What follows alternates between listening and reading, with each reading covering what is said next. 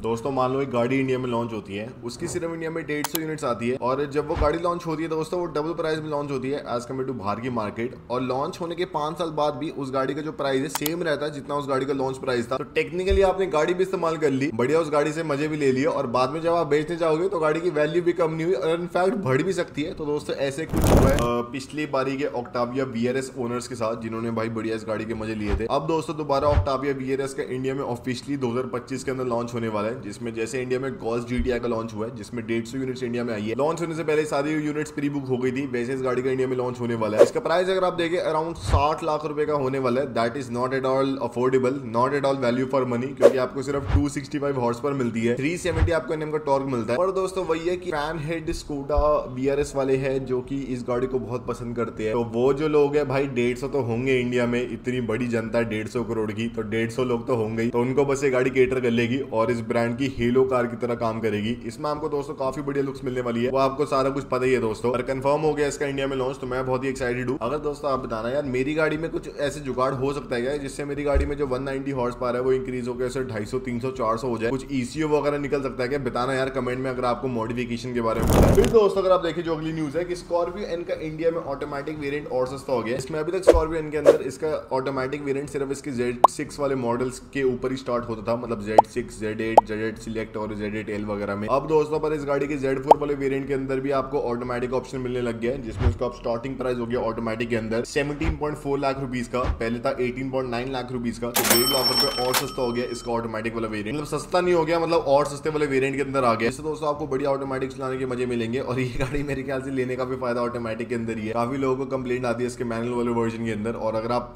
Petrol ले रहे हो फिर मैनुअल आप फिर भी मेरे ख्याल से सोच सकते हो, पर डीजल में तो यार ऑटोमेटिक ही लेना, क्योंकि डीजल मैनुअल के अंदर दिक्कतें लोग बता रहे हैं। तो that's a very big problem. और साथ ही दोस्तों अगर आपको पता नहीं तो स्कॉर्पियो के अंदर एक नया वर्जन भी आने वाला है, जिसके अंदर इस गाड़ी में काफी डिसेंट से माइनर अपग्रेड्स होने वाले हैं। फॉर एग्जांपल अभी तक इस गाड़ी के अंदर एक दिक्कत थी, आपको एडास नहीं मिलता। ऑस्ट्रेलिया में तभी इस गाड़ी को 0 स्टार एनकैप रेटिंग मिली थी, क्योंकि वहां पे एडास होना मैंडेटरी है। इस गाड़ी में दोस्तों अब आपको एडास लेवल 2 मिलने वाला है, जिससे बढ़िया गाड़ी अपना ब्रेक मार लेगी अपने आप दोस्तों, थोड़ा एक्सीलरेटर वगैरह कर लेगी, इससे ऐसे बढ़िया सेफ्टी आपको मिलने वाली है। साथ ही में इस गाड़ी में एक्सपेक्टेड है कि आपको पैनोरामिक सनरूफ मिल जाएगी, जो कि मेरे ख्याल से इतने कुछ नेसेसरी है नहीं, पर डाल दोगे तो यार चलो ठीक है यार, बढ़िया मजे आ जाएंगे। और मेरे ख्याल से इसलिए भी कर रहे हैं क्योंकि बलेरो के अंदर अभी छोटी वाली सनरूफ ऑफर करेंगे, तो अगर स्कॉर्पियो एन के अंदर भी छोटी वाली सनरूफ ऑफर करते हैं तो उससे दिक्कत हो जाएगी। और दोस्तों मेरे ख्याल से इतनी कुछ दिक्कत आने नहीं वाली, क्योंकि जी वैगन के अंदर भी छोटी सनरूफ ही आती है। ऐसा थोड़ी है भाई लोग उसको पसंद नहीं करते कि भाई छोटी सनरूफ है मैं लूंगा नहीं इस गाड़ी को, तो इसलिए मेरे ख्याल से एडास लेवल 2 डाल दो, एक दो सेफ्टी फीचर और डाल दो, बाकी गाड़ी बढ़िया, कोई दिक्कत वाली बात नहीं है। और हाँ थोड़ी इसकी फिट एंड फिनिश को इंप्रूव कर लो इंटीरियर में, बाकी बहुत बढ़िया गाड़ी है। इसके बाद दोस्तों अगर आप देखें तो अगली न्यूज है स्कोडा पगलू में दोबारा बन गया, जिसमें स्कोडा इंडिया में डिसेंट परफॉर्म कर रहा है और अब इनकी जो प्रोसेसिंग है थोड़ी और फास्ट हो गई है। इसमें इन्होंने अभी रिसेंटली अपने कायला को लॉन्च किया था, अपनी कोडिया को इंडिया में लॉन्च कर दिया। अब दोस्तों ब्रांड अपनी कुशाक की फेसलिफ्ट पे ऑलरेडी काम कर चुका है और उसकी टेस्टिंग इंडिया में ऑलरेडी स्टार्ट हो गई है। इसमें 2 गाड़ियों को एक साथ टेस्ट होते हुए देखा गया और 100% फेसलिफ्ट है, क्योंकि आपको सिर्फ सामने और पीछे कैमोफ्लेज मिलता है, बाकी गाड़ी पूरी सेम रहने वाली है। और मेरे ख्याल से स्कोडा को क्या करना चाहिए कि दोस्तों लुक्स अगर आप देखिए पहले भी इस गाड़ी की डिसेंट थी, तो थोड़ी ऐसे ना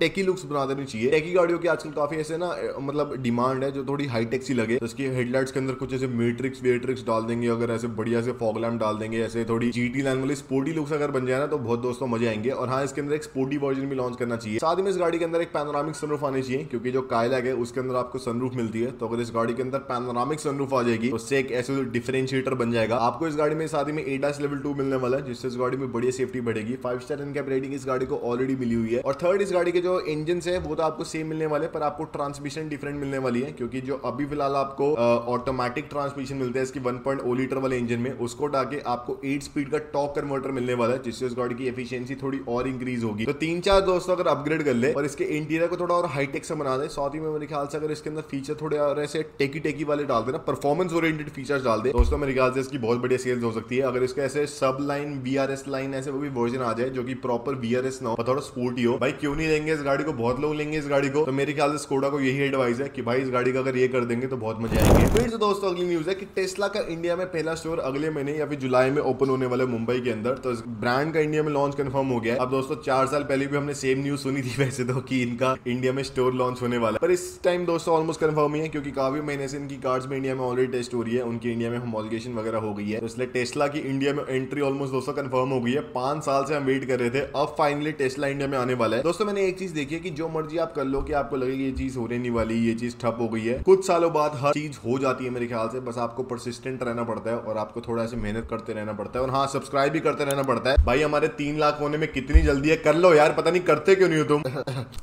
और टेस्ला से दोस्तों याद आया कि टेस्ला ने रिसेंटली अपनी मॉडल एक्स और मॉडल एस को अपडेट कर दिया है। तो दोस्तों काफी माइनर से अपडेट ही, पर यार मेरे ख्याल से अब टेस्ला को इन गाड़ियों को रिप्लेस कर देना चाहिए, मतलब इनके नई वाले वर्जन को ला देना चाहिए। पता नहीं कितने 12-13 साल से टेस्ला सेम गाड़ियों को घसीटे जा रहे हैं। इसमें टेस्ला मॉडल एस में अगर आप देखें तो सामने आपको बम्पर में डिफरेंस मिलता है, जिसमें आपको थोड़ा डिफरेंट एयर इनटेक मिलता है, आपको थोड़ा डिफरेंट इसकी फॉग लैम्प हाउसिंग मिलती है। साइड में आपको जो अलॉयज है थोड़े ऐसे डायरेक्शनल मिलते हैं, नट्स के ऊपर आपको कवर मिलता है और पीछे आपको थोड़ी बहुत कार्बन फाइबर वाली फिनिश मिलती है, थोड़ा और आपको स्पोर्टी डिफ्यूजर मिलता है। और इसकी अब टॉप स्पीड को दोस्तों अराउंड 50 किलोमीटर पर आवर से रिड्यूस कर दिया ताकि थोड़ी ईवी जो लिमिट्स वगैरह ना उसको मीट कर पाए। और मॉडल एक्स में अगर आप देखें तो आपको सेम लुक्स मिलती है, बस आपको एक नए कलर ऑप्शन मिलता है, नए आपको लॉयज मिलते हैं और इंटीरियर में आपको 1-2 अपग्रेड मिलते हैं। प्राइस आपको अराउंड 5 लाख रुपए महंगा मिलता है आज कम्पेयर टू पहले से, पर फिर भी दोस्तों ठीक है। अगर आप देखें अभी भी ये फिलहाल सबसे एडवांस कार्स में से एक है, पर अभी अगर आप देखें तो थोड़ी पुरानी लगने लग गई है, ऐसे डिब्बे वाली लुक्स है। 2012 में भी सेम गाड़ी आती थी, 2025 में भी सेम गाड़ी आ रही है। तो टेस्ला को मेरे ख्याल से अब इस पर थोड़ा ध्यान देना चाहिए, पर टेस्ला अपनी रोबो टैक्सी के ऊपर, साइबर कैब वगैरह पे ध्यान दे रही है, शायद भाई वो देना इसके ऊपर ध्यान, देखते दोस्तों क्या होता है। फिर दोस्तों इसके बाद जो अगली न्यूज है कि ऑडी ने अपनी Q3 के नए वाले वर्जन का लॉन्च कर दिया है। और क्या दोस्तों बढ़िया मजे आए इसके नए वाले वर्जन में, क्या बढ़िया बना दिया ऑडी ने इस गाड़ी को, जिसमें इस गाड़ी में आपको एकदम नई रेडिकली डिफरेंट लुक्स मिलती है। और फिलहाल अपने सेगमेंट की मेरी फेवरेट गाड़ी है, ना मुझे X1 पसंद है ना मुझे दोस्तों GLA पसंद है। Audi Q3 is the favourite new car of this segment. और इसमें अगर आप देखें तो सामने आपको बहुत ही पतली हेडलाइट्स मिलती है, एकदम पतली, जो कि पूरे LED फंक्शन में ऑब्वियसली। ग्रिल काफी बड़ी है सामने और आपको फॉग लैम्प की हाउसिंग ब्लैक कलर की मिलती है। साइड में इस गाड़ी की लेंथ आपको ऑलमोस्ट सेम मिलती है, पर आपको बड़े बड़े लॉयज मिलते हैं, थोड़ी अपराइट इस गाड़ी की लुक्स है। पीछे मुझे इतनी कुछ खास इसकी लुक्स लगी नहीं, जिसमें आपको एक तो कनेक्टेड टेल लाइट्स मिलती है पीछे और उसके ऊपर आपको डिफरेंट एक पार्ट मिलता है, तो डिफरेंट आपको थीम मिलती है। और आपको 2.0 लीटर का TFSI इंजन मिलता है, जिसमें बेसिक वाले वर्जन में अराउंड आपको 200 हॉर्स पर मिलेगी। और एक इसका साथ में हाइब्रिड वाला ऑप्शन आता है, जिसमें आपको एक 25 किलोवाट की बैटरी भी मिलती है साथ में, जिस सबको अगर आप कंबाइन करें आपको 272 हॉर्स पर मिलती है। और इस गाड़ी को अराउंड 120 किलोमीटर सिर्फ इसकी बैटरी के ऊपर चला सकते हैं। तो दोस्तों और बड़ी आपको मजे आने वाले। ये मेरे ख्याल से दोस्तों बेस्ट कॉम्बिनेशन है अगर आप देखें इलेक्ट्रिक और हाइब्रिड वाला। अगर आप देखें जिसमें काफी बड़ी एक बैटरी भी डाल दो, इंजन भी काफी बड़ा डाल दो, पावर भी बढ़िया हो जाएगी,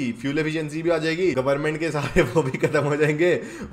तो वही कर देना चाहिए भाई। फिर दोस्तों जो अगली न्यूज है कि वॉल्वो ने अपनी S90 को इंडिया में डिसकंटिन्यू कर दिया। Finally this was very much needed. Who was buying Volvo S90 2025। ये गाड़ी दोस्तों इतनी पुरानी हो गई थी, इतनी खस्सी हो गई थी। अच्छा इस गाड़ी को डिसकंटिन्यू कर दिया, क्योंकि दोस्तों वो कह रहे हैं कि इंडिया में इसकी शायद नई जनरेशन को लॉन्च करेंगे और बाहर भी इसकी नई जनरेशन आई नहीं है। वैसे अगर आप देखें इसका इलेक्ट्रिक वाला वर्जन आ गया, बस इसकी फेसलिफ्ट को बाहर लॉन्च कर दिया, जो कि थोड़े ऐसे फर्नीचर जैसी लगती है और कोई डिफरेंस है। 70 लाख रुपए का इस गाड़ी का प्राइस हो गया था। तो दोस्तों अच्छा ही है यार, वॉल्वो को इस गाड़ी को कर देना चाहिए था डिस्कंटिन्यू। और एक जो दोस्तों मुझे और डिस्कंटिन्यू का खतरा लग रहा है वो जीप का, जिसमें जीप कंपस का इंडिया में अगर आप देखें तो रिकॉर्ड ब्रेकिंग डिस्काउंट चल रही है। कंपस के ऊपर 2.95 लाख रुपीज का डिस्काउंट ओपन हो गया और मेरे ख्याल से आपको और डिस्काउंट्स मिल सकते हैं अगर आप थोड़ी और इनकी स्कीम्स वगैरह को अवेल करें। और जीप मेरिडियन में 4 लाख रुपए का आपको डिस्काउंट मिल रहा है। लिटरली अगर गाड़ी इस वाली टेरिटरी के अंदर आ जाए ना, 4 लाख के डिस्काउंट है, 3 लाख के डिस्काउंट है, 5 लाख के डिस्काउंट है, मतलब the car is literally not selling at all. और कंपनी को कुछ भी करके अपनी यूनिट्स को मूव करना है। अब मेरे ख्याल से भाई जीप को एक छोटी या तो गाड़ी लॉन्च कर देनी चाहिए, क्रेटा की सेगमेंट की, या फिर एक सब 4 मीटर गाड़ी। इन गाड़ियों से दोस्तों कुछ नहीं होने वाला ना, इनके अंदर जितने मर्जी वो अपग्रेड डाल दे, जितने मर्जी वो बढ़िया एडिशन डाल दे, no one is going to care about that. भाई दोस्तों पर अगर आप देखें तो लैंड क्रूजर के बारे में काफी ऐसे बढ़िया सी न्यूज आ रही है, जिसमें लैंड क्रूजर की जो LC 300 है काफी दोस्तों बढ़िया गाड़ी है, पर काफी महंगी भी है दोस्तों। इंडिया में 2.5 करोड़ 2.8 करोड़ की गाड़ी पड़ती है। इसलिए दोस्तों अगर आप देखिए और प्राइस इंक्रीज करने के लिए टोयोटा ने इस गाड़ी का एक हाइब्रिड वाला वर्जन लॉन्च कर दिया है, जिसमें इसके 3.5 लीटर वाले पेट्रोल इंजन के साइड में आपको बैटरी वगैरह मिलती है, जिस सबको कंबाइन करके आपको इस गाड़ी में 457 हॉर्स पर मिलने वाली है। अराउंड 100 हॉर्स पर का अपग्रेड है एज कम्पेयर टू इसका नॉन हाइब्रिड वाला वर्जन, और आपको थोड़ी और बढ़िया फ्यूल एफिशिएंसी मिलने वाली है। तो ये अगर आप देखें तो टोयोटा थोड़ा इसको वाइड स्प्रेड करने के लिए कर रही है, क्योंकि आज तक इस गाड़ी में हाइब्रिड वाला ऑप्शन आया नहीं, ताकि ये गाड़ी थोड़ी और लोगों को भा पाए, तो इसलिए इस गाड़ी में कर रहे हैं। पर इसका प्राइस भाई 3 करोड़ के ऊपर ही जाने वाला है, तो कोई फायदा नहीं है। आप जो ये 100 हॉर्स पावर और आप जो एक्स्ट्रा फ्यूल एफिशिएंसी लोगे, जिंदगी में आप उसे कर नहीं पाओगे इस्तेमाल, जिंदगी में मैं आपको बता रहा हूँ, कोई फायदा नहीं है भाई। अभी वाली इतनी मुझे नॉन सेंसिकल अनवैल्यू फॉर मनी लगती है, ये तो भाई क्या ही होगा। फिर दोस्तों अगर आप देखें इसके बाद जो अगली न्यूज है कि महिंद्रा ने जितना सोचा था इलेक्ट्रिक कार्स के बारे में, उतना उनको रिटर्न मिल नहीं रहा। जो इन्होंने BE6 XC90 का लॉन्च करा है, काफी दोस्तों जोरों शोरों में लॉन्च हुआ था, पर जितनी इस ब्रांड की सेल्स एक्सपेक्टेशन थी उतनी इन कार्स की सेल्स हो नहीं रही। काफी सारे लोगों को कंप्लेंट आ रही है कि इनकी उतनी बढ़िया रेंज है नहीं जितनी होनी चाहिए थी। तो इसलिए दोस्तों महिंद्रा आप सोच रहे हैं इनके अंदर एक हाइब्रिड वाले ऑप्शन को लाने का, जिसमें बैटरीज आपको सेम मिलेगी, साथ उसमें आपको 1.2 लीटर का एक काफी हाईटेक पेट्रोल इंजन मिलेगा, जो कि इंजन का काम नहीं करेगा, मतलब इसके पहियों को नहीं चलाएगा बल्कि इसकी बैटरी को चलाएगा। बैटरी आगे जाके मोटर को चलाएगी, तो ऐसे एक जनरेटर का काम करेगा, जिससे इस गाड़ी में आपको 1000 किलोमीटर की रेंज मिल सकती है। और महिंद्रा अगर ऐसा कर ले तो काफी एक डिफरेंशिएटेड प्रोडक्ट बन जाएगा कि भाई ऐसा 1000 किलोमीटर 1200 किलोमीटर चलने वाली गाड़ी है, जैसे BYD की कार्ड होती है। देखते दोस्तों क्या होता है। फिर दोस्तों तो आज की अगली न्यूज है कि जिमनी की इंडिया में सेल्स के बारे में एक काफी तगड़ा डेटा है, जिसमें अभी तक 2023 से जब से इसकी इंडिया में प्रोडक्शन स्टार्ट हुई है, अराउंड 1,02,000 जिमनीज इंडिया में प्रोड्यूस हो चुकी है। अब दोस्तों आपको लगेगा इसमें से 50,000 जिमनी इंडिया में बिक गई होगी। नो दोस्तों, नॉट एट ऑल। सिर्फ 26,000 जिमनीज की इंडिया में लोकली सेल, बाकी 76,000 जिमनीज को बाहर एक्सपोर्ट करा गया है। तो दोस्तों ये मुझे बहुत अच्छा लगता है, जब भी कोई कार मेकर इंडिया से बना की चीजों को बाहर एक्सपोर्ट करता है ना, आई रियली लव दैट। हमारी इकोनॉमी को दोस्तों यही चाहिए अभी, अगर आप देखें। और बाकी यही था आज की वीडियो में। अगर आपको पसंद है दोस्तों तो लाइक शेयर सब्सक्राइब कर देना। Thank you.